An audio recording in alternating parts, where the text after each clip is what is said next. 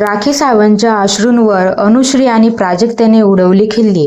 Big boss Marathi 6 मध्ये rakhi सावंतने wild card entry घेतली आहे.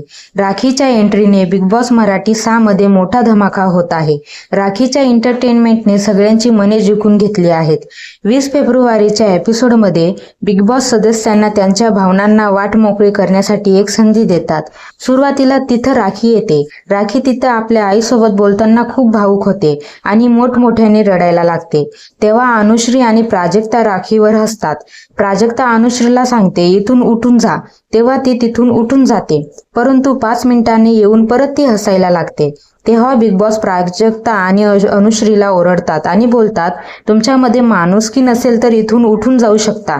नंतर जेव्हा राखी कन्फेशन रूम मधून बाहेर येते तेव्हा अनुश्री राखीची माफी मागायला जाते, परंतु माफी मागताना देखील अनुश्रीला हसू येतं. तुम्हाला काय वाटतं? खरंच अनुश्रीमध्ये माणुसकी नसेल का? कमेंटमध्ये नक्की सांगा आणि माझ्या चॅनलला सबस्क्राईब करा. थँक्यू.